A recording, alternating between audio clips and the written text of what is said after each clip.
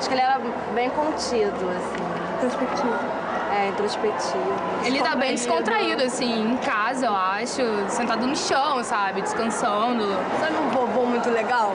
Aquele vovô carismático. Ele até é bem sério nas fotos e tal, mas ele tem toda uma fisionomia, assim, bem... Eu acho interessante, assim.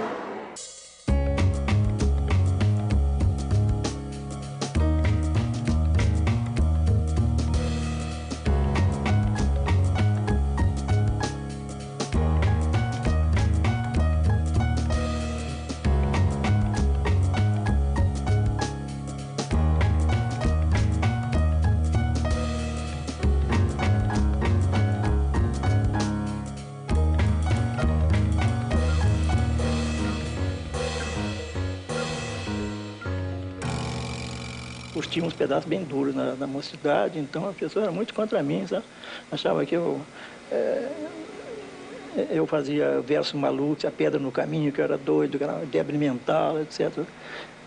Havia também o poema Sejamos Pornográficos, né? Como é que pode um homem dar esse conselho, sejamos pornográficos, trabalhar no Ministério da Educação? Que exemplo que ele dá para as moças, etc. Era muito engraçado. E as pessoas ficavam espantadas quando iam tratar comigo e verificavam que eu regulava, né? Que eu era uma pessoa normal, que eu atendia as partes, eu despachava os processos, eu atendia o telefone, eu procurava trabalhar normalmente, não tem nada de especial. Achava que era estranho. Então, muitos diziam, eu achava que o senhor fosse Lelé, da Cuca, uma coisa assim. As raízes do Drummond estão em Minas, né? Ele nasceu em Itabira, uma cidadezinha de hábitos conservadores. O pai dele era um coronel. Coronel, no jargão brasileiro, significa homem de influência política, homem de posses, né? E o Drummond viveu numa família de hábitos rigorosos, de hábitos rígidos, patriarcais, né? E esses dois espaços, o da pequena província e o espaço da fazenda, vão dar ao Drummond uma série de temas, uma série de símbolos para a sua poesia, né? O pasto, o campo, o boi, a mina, as calçadas de ferro de Itabira, que são tão importantes para ele definir a própria personalidade. Eu confesso que, desde criança, tive uma espécie de fascinação inconsciente pela palavra, pela forma visual da palavra. Eu gostava muito das letras antes de saber ler. E quando comecei a ler, eu gostava muito de jornais, de revistas, lia aquilo tudo, mesmo não compreendendo, senão uma parte mínima, mas o aspecto visual das palavras, a forma escrita, o papel com desenhos, com riscos, com letras, me causava uma impressão muito forte. De modo que eu acho que tudo que eu fiz em matéria de literatura vem desse primeiro contato com a palavra impressa.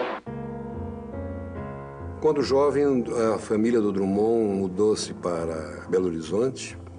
O pai deixou as fazendas, o filho foi junto, com a obrigação de fazer um curso superior lá, segundo a ordem do pai. E ela acabou fazendo farmácia, optando por um curso que lhe pareceu fácil de entrar, né?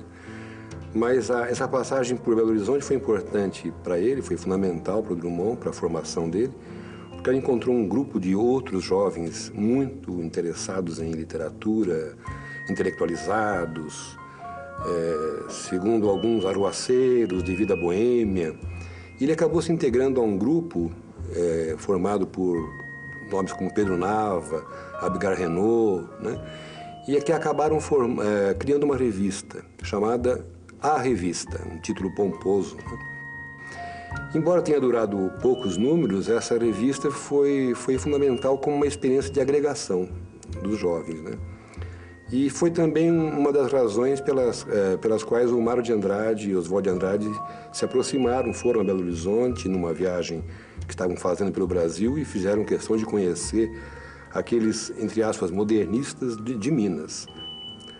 Nesse momento, ele acabou produzindo seu primeiro livro, né, que é o Alguma Poesia, que ele publicou em 1930.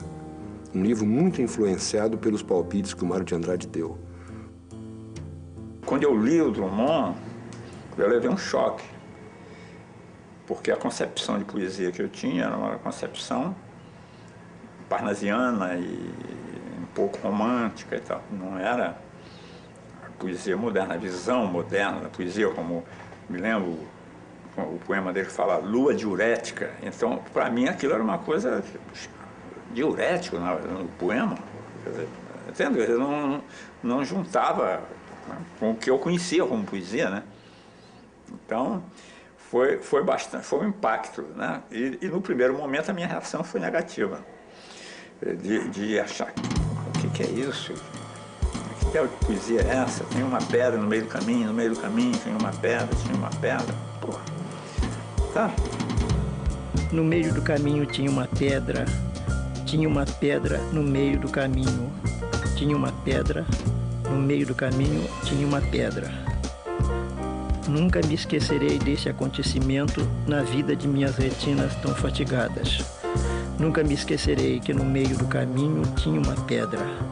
Tinha uma pedra no meio do caminho. No meio do caminho tinha uma pedra. Quando esse poema foi publicado, ele foi gozado. Alguns críticos chegaram a até ridicularizar o Drummond, né? Em função desse poema, dizer que é isso? Uma besteira, né? Mas a verdade é que, como isso exprime uma situação básica da vida, então virou uma expressão popular, que muita gente fala, nem sabe de onde veio. Mas hoje, qualquer agora, né? Pô, você é uma pedra no meu caminho. O que acontece de fato? Veja bem, no passado havia a linguagem prosaica, que é a linguagem que nós falamos, né? Coloquial, e a linguagem poética. Ninguém falava em decassílabo. Você falava, agora, quando você ia escrever, então havia duas linguagens. A linguagem poética era uma, bastante diferente da linguagem com que você conversava. Com a poesia moderna, isso desaparece, é a mesma linguagem. Porque ele usa a própria palavra banal, a própria palavra, e sem os recursos que a rima, a magia da rima e da métrica criavam. Ele não tem esses recursos. Então ele tem que transfigurar a linguagem, ele tem que transformar a linguagem em poesia com recursos muito menores do que o poeta do passado dispunha.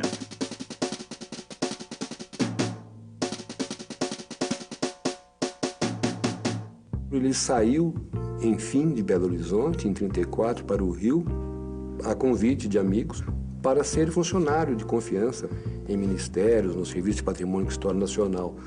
Tornou-se um burocrata, né, de carreira, como ele mesmo diz, tive ouro, tive gado, tive fazendas, aludindo aos antepassados dele, os Andrade de Minas. Hoje, Itabira é apenas uma fotografia na parede. Hoje sou funcionário público, né? Mas como dói. Eu vim para o Rio com as ideias de eficiência e de energia, disciplina, de ordem e tudo isso, que diante da moleza do temperamento carioca, do clima carioca, tudo isso foram se dissipando, né? Então eu não vi que não podia exigir dos outros mais do que aquilo que os outros estão acostumados a dar.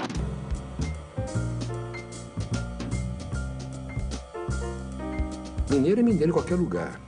O Drummond é um mineiro no Rio, que está, digamos, no cenário dos edifícios. Os edifícios são importantes, aparecem edifícios, escadas, janelas, cubos de concreto, né? Isso agora faz parte da sua nova paisagem, digamos, e se incorpora à poesia dele como um novo cenário, né? E, sobretudo, nesse período que vai dos anos 30 até os anos 40, ele vai se impregnando de uma ideologia socialista, né?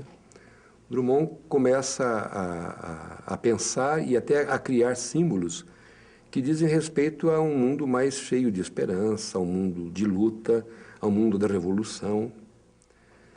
E a sua poesia toma este partido, digamos assim. Há pouco leite no país, é preciso entregá-lo cedo. Há muita sede no país, é preciso entregá-lo cedo. Há no país uma legenda, que ladrão se mata com tiro. Então o moço que é leiteiro, de madrugada com sua lata, sai correndo e distribuindo leite bom para gente ruim. Sua lata, suas garrafas e seus sapatos de borracha Vão dizendo aos homens no sono que alguém acordou cedinho e veio do último subúrbio trazer o leite mais frio e mais alvo da melhor vaca para todos criarem força na luta brava da cidade.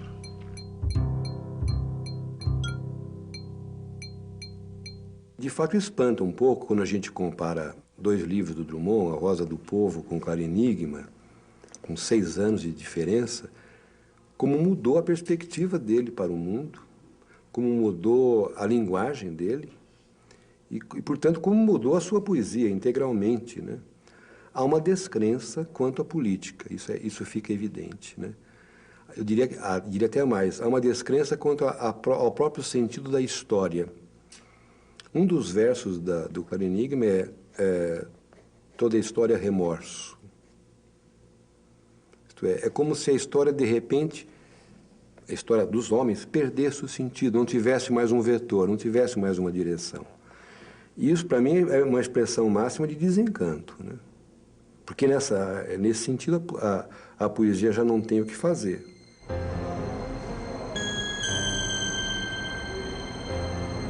Para ver os acontecimentos do mundo, não é preciso participar deles.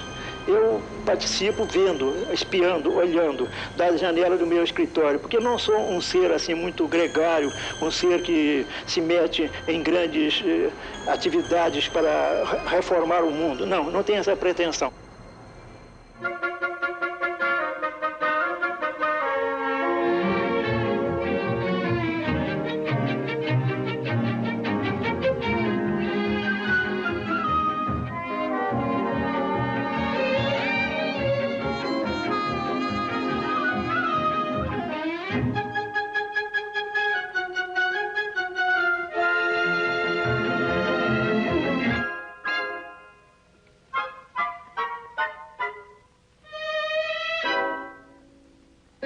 Há uma identificação do Drummond com a figura de Carlitos, né?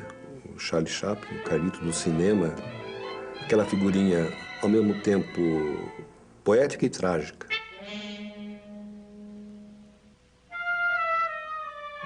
O Carlitos é o tipo do homem desajustado da vida, é o pobre, tido como vagabundo, desocupado e cheio de ideais, né? Essa mistura da timidez e da incompetência para lidar com a vida e, ao mesmo tempo, da forte idealização que está no Carlitos, é um pouco também, de certa forma, um retrato do Drummond, que tem um lado que ele mesmo chama de gauche, em francês, vai Carlos ser gauche na vida, significando vai ser um desajustado na vida, um marginal da vida, né? E, ao mesmo tempo, um forte sentimento de que o poético vale a pena, de que a vida tem promessas, que os ideais estão aí, o homem tem sonhos.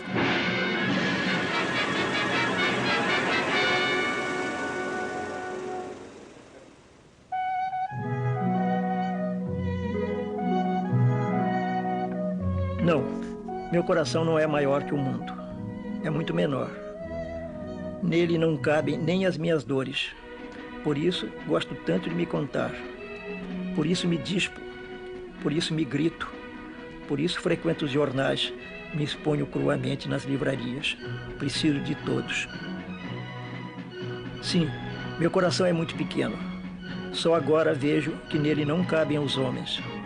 Os homens estão cá fora, estão na rua. A rua é enorme. Maior, muito maior do que eu esperava. Mas também a rua não cabe todos os homens. A rua é menor que o mundo. O mundo é grande.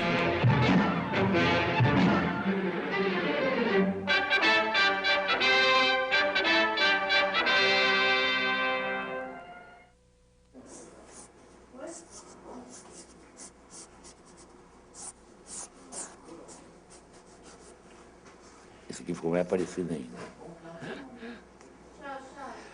Teve um crime famoso lá em Belo Horizonte, o crime do parque chamado, que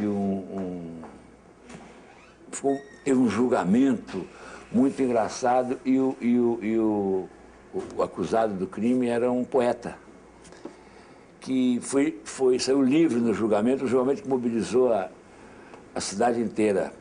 E aí, quando ele foi ser entrevistado pelos pela imprensa, pelo rádio, ele, em vez de se explicar, ele, depois daquele tumulto do julgamento, ele declamou "E agora José do Caso Drummond", "E agora José, a festa acabou". Aí eu fui logo comprar o Drummond para poder ler o poema todo, e aí, a partir daí, tomei conhecimento da poesia dele total, da vida dele também e tudo mais. E agora, José? A festa acabou, a luz apagou, o povo sumiu, a noite esfriou. E agora, José? E agora você?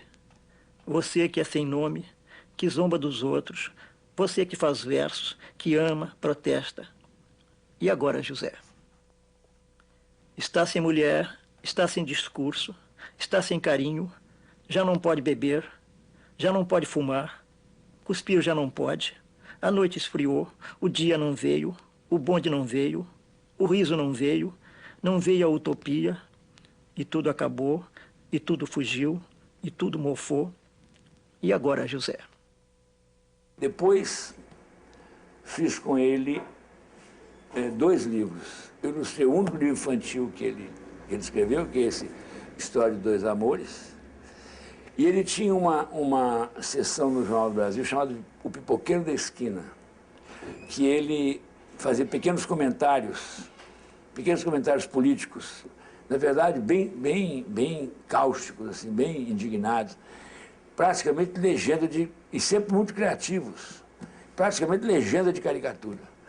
Eu peguei e liguei para ele e falei: "O negócio é o seguinte, você está me atrapalhando a fazer a charge do Jornal do Brasil, porque eu vou fazer a charge, ler a notícia, aí eu vou lá no Pipoqueiro da Esquina, você já fez uma coisa tão ferina, tão direta, que é uma charge". Eu falei assim: "Pois é, rapaz, o sonho da minha vida era ser caricaturista".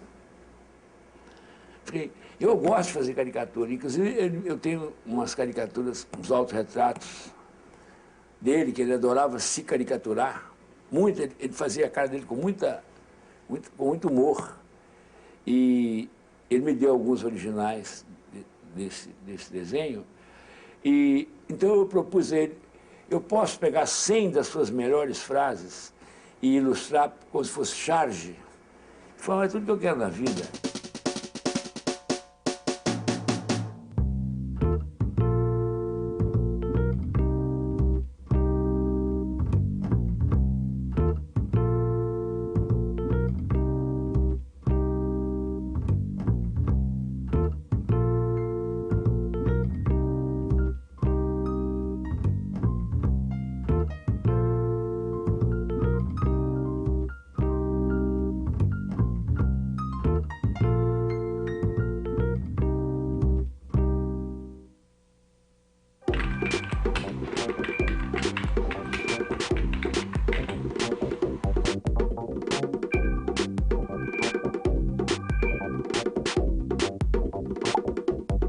João amava Teresa, que amava Raimundo, que amava Maria, que amava Joaquim, que amava Lili, que não amava ninguém.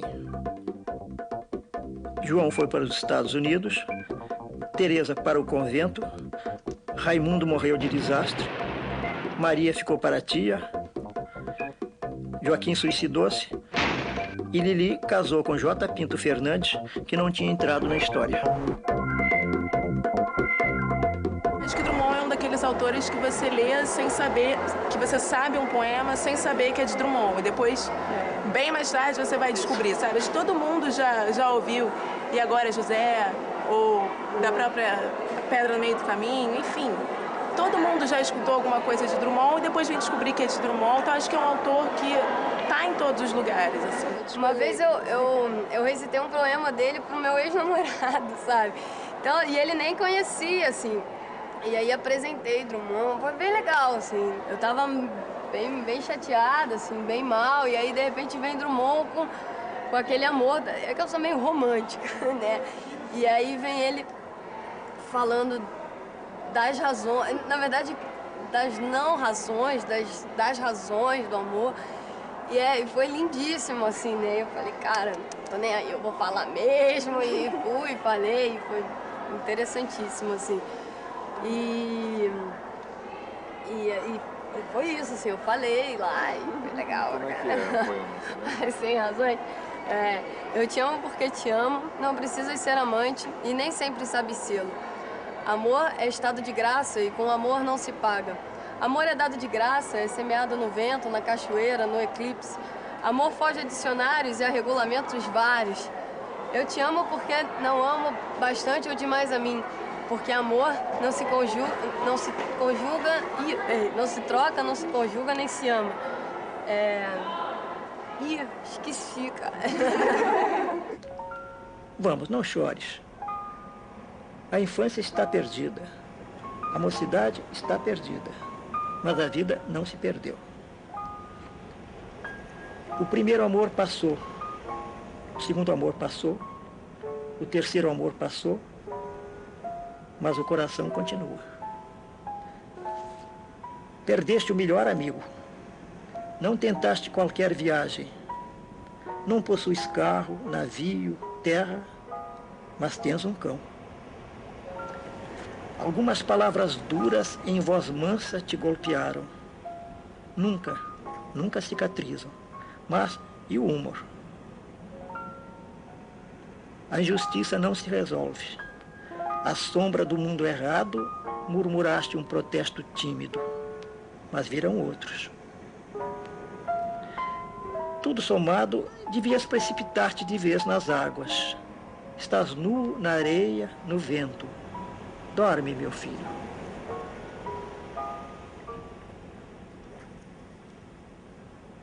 É uma coisa curiosa isso, não dá para a gente sentir a idade, não. Dá para sentir que o negócio foi muito veloz, um processo demasiado rápido. Se você tomasse assim, um avião supersônico, uma coisa assim. Eu me lembro de coisas da minha infância, como se tivesse passado ontem. Então eu chego à conclusão que tudo passa num minuto mesmo. Eu acho que da última época do Drummond, o que fica mais forte é essa realização que ele faz de uma poesia em que o que importa agora é capturar o passado, porque no passado eu estava como estou hoje. Ele quase se recusa a falar do passado, como passado. Ele conta tudo no presente. O tempo predominante desses poemas do Boitempo é o presente. É sinal de que ele não está se lembrando, ele está revivendo experiências, né? De novo, como se estivesse acontecendo tudo de novo.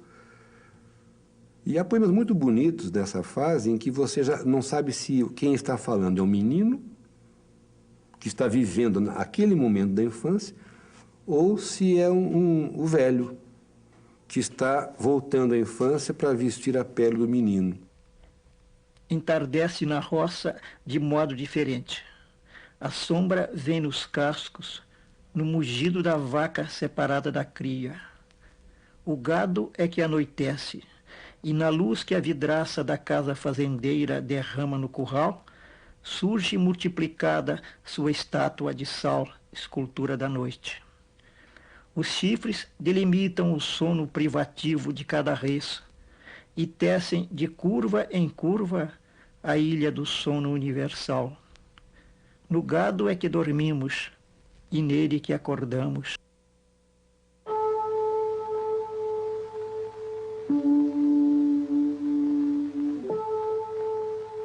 O fato da gente ser velho, já muito conhecido, muito manjado, faz com que muita gente jovem procure pedindo opiniões e querendo mensagens, conselhos, diretrizes, etc.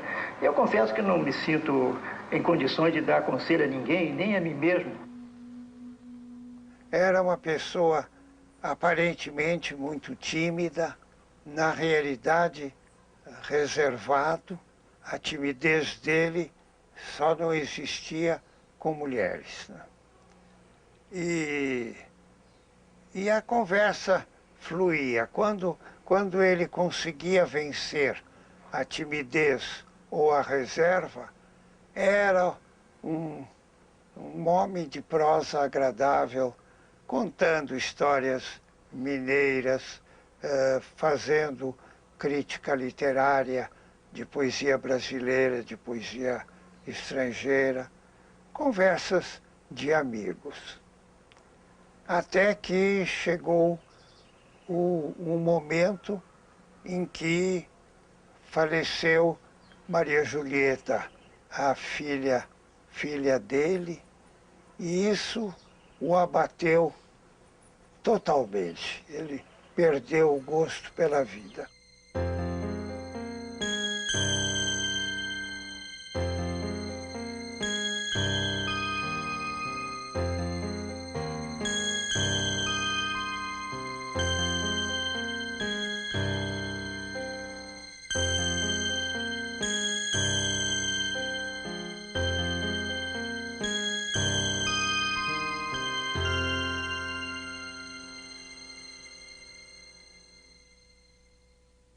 A vida é inventada por nós. Todos nós nos inventamos e inventamos a vida. Então, os poetas, como os pintores, como os músicos, eles ajudam a inventar o mundo, porque a vida é pouca, a vida não basta. Então, tem que inventar. Então, você tem que ver no mundo, porque a tua vida fica mais rica. Você vai descobrir em você mesmo e na sua existência coisas que você não desconfia. A poesia não cura dor de dente, queda de cabelo, não faz nada disso. Mas a vida é mais rica com a poesia. Se você se torna o leitor de poesia, você vai descobrir que a tua vida fica mais rica, mais gostosa de viver, mais bonita. Você vai descobrir coisas que você não descobriria sem ele. E cada poeta aumenta o mundo. Se você não lê Drummond, o teu mundo é menos do que se você lê. O teu mundo é menor.